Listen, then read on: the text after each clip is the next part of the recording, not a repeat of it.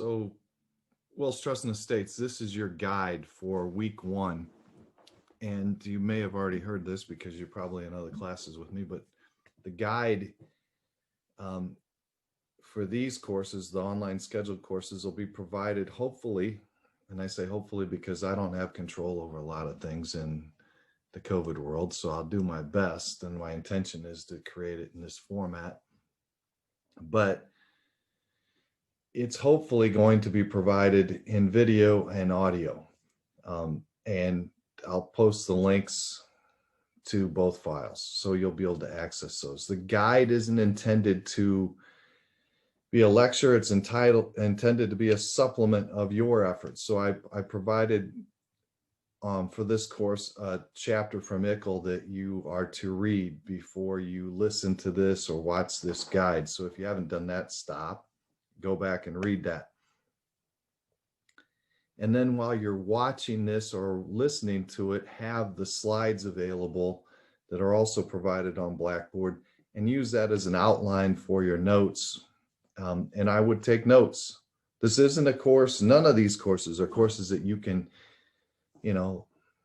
watch a program on TV and grasp everything you need to grasp. You need to put in the work, put in the effort. And students who have earned A's in this course, in this format or related format, have done exactly that. They've taken notes just like they're sitting in class. We're not in the classroom. Your classroom, you have to create. You still have to do all the same things to learn the law that you need to know to be successful. And you're not here for the grade, you're here for that reason. So, assuming you've done the reading and following along with the slides, the first thing we need to talk about is estate planning paralegals and what estate planning is. And estate planning is a specialized area of the law. People that practice in this area have a specialized legal knowledge of wills, trusts, and estates. Now, all lawyers and all paralegals who have gone through the type of education and training you're going through will have a general knowledge of wills, trusts, and estates. A lot of lawyers dabble in wills, simple wills, and powers of attorney, statutory powers of attorney, and living wills. But we're talking about a specialized knowledge of wills, trusts, and estates. Lawyers who only do or have a primary part of their focus or practice focus on this area of the law. Clients who are seeking to prepare an estate plan look to estate planning attorneys because they're trying to figure out how they can distribute their assets, avoid estate taxes.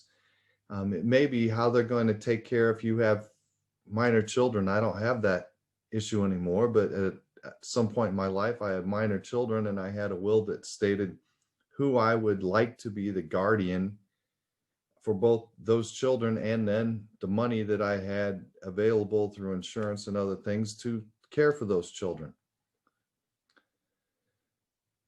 An estate planning paralegal supports their supervising attorney by performing a wide variety of tasks related to estate planning and then the probate process. Now, you're here now gaining the skills and the knowledge necessary to assist a lawyer in this area of practice. But the reality is that the topics of this course and the knowledge and skills we offer you in this course transcend many other areas of the practice of law. So even if you do not think you want to work in this area of the law, and even if you think you do want to work in this area of the law, sometimes we don't end up where we think we want to be. Like most other courses that we present in this program, these topics may not end up being what you typically deal with every day in your practice, but it's likely you will at some point deal with these topics in your future career, some way, shape, or form. So it's all good stuff to get to know. And we will get into these things in greater detail, but one of the things, one of the primary tasks of a paralegal working in this area is client interaction. And that's true in almost every area of the practice of law, but in this area, especially, maybe not as much for those of you in family law as the family law paralegal, but probably pretty close. There's a lot of client contact. You will work closely with the client. You may handle the initial call and the request for an appointment, where you'll do, if we've had family law already, you've heard about initial intakes in that role. You may talk to the client before the lawyer talks to the client.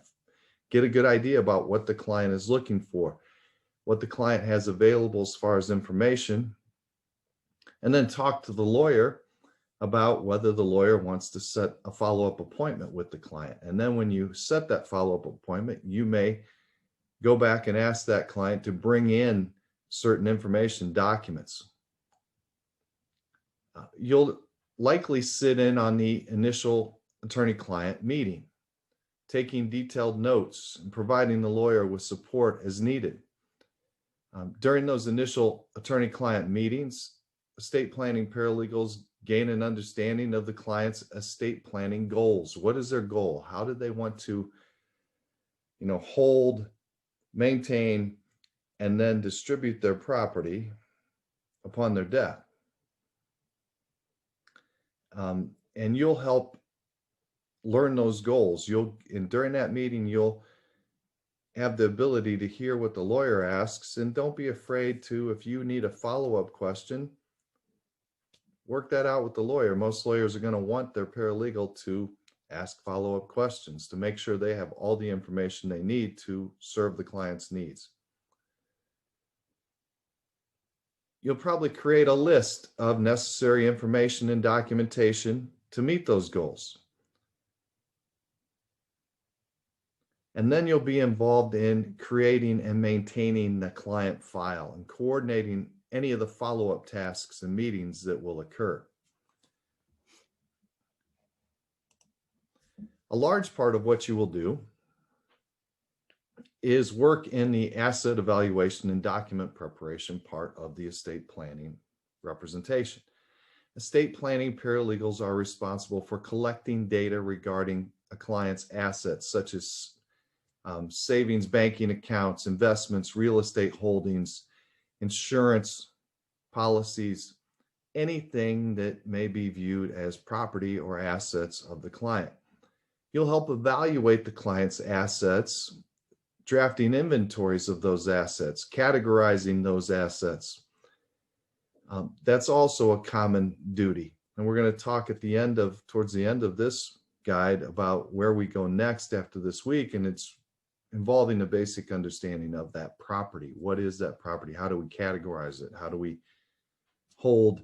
And then how can it be that property be transferred? What are the expectations of the law? Those are things we're going to cover over weeks 2 and 3 of the course. Additionally, you may be charged with keeping up-to-date list of the client's personal property.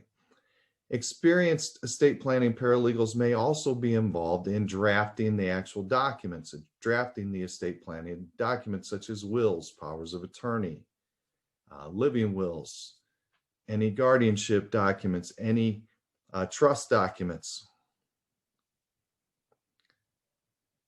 As you get experience, you'll be able to and be involved in the actual drafting of those documents. Now, trusts are not a large part of a practice that isn't focused in on estate planning. So you may not run into trust as much as you may wills and powers of attorney and living wills in a general practice.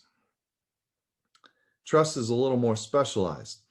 A trust document is a method of holding property in a fiduciary relationship for the benefit of named beneficiaries. Now, it's going to be kind of complicated, and we're going to spend a deal of time on trust later in the semester. The same individual can be the grantor, the trustee, and the beneficiary, and there's some rules there. But the trustee is that fiduciary, that person who is by the trust document designated to manage the trust property for the benefit of someone else, beneficiaries. And it's an agreement. There's specific expectations in this document. The trustee has to act in accordance with that trust document. We will explore this in much greater detail, and you will become familiar with trusts along down the line. Now, in your reading, the things I asked you to read for the in preparation for listening to this guide and then being ready to meet in class on Thursday, probate court came up. Now, probate court, you've probably heard about before if you've been in the program a while, maybe just in the intro class, but we have several different designated specialty courts in Illinois. It depends on the county you're in, as you remember. So if you're in Tazewell County or Peoria County, the two larger counties around here, there's a specific judge in a courtroom where you would go for probate court matters. Now, that's not necessarily true then in the smaller counties for those of you from, say, Stark County, where there's one courtroom and one judge who's traveling between two other counties and hearing everything: murder trials, divorces, traffic court, you name it. They hear it all. Now, so that's not the case, but they would also hear probate matters, and for that purpose would be the probate court. Probate court is where we decide, or we seek the court's assistance in distributing the decedent's estate. Now, in your reading, you may have come across the term decedent, and if you didn't know what a decedent is, hopefully you pulled out your law dictionary or your app on your phone that contains a law dictionary, and you looked up that word. And anytime you come across those types of words, and especially in this class where there's a lot of Latin terms and a lot of words that you're probably not familiar with, look it up. The decedent is the person who was our client in the estate planning process, who's now passed away, and those documents that we prepared, hopefully well, in the estate planning process are now in need of being probated. Certain property passes, as we'll learn in the next couple weeks, without having to go to court. Certain things are passed on to the people they're intended to be passed on to without having a judge or the time, process, and expense of going to probate court, but others aren't. Probate court is, in a sense, litigation, most often not really contentious or disputed, but sometimes. So like with any of the other courtrooms and court processes you've learned about in this program or will learn about in this program, there's substantive and procedural law, there's statutes. Now, I've linked the statutes for probate, for estates, trust, and probate to the Blackboard course site, and you'll be able to find those there. But this courtroom is run just like the family law courtroom. The applicable law is the Probate Act. So you'll get to see that. And we'll spend some time there. But the probate court procedure includes filing petitions,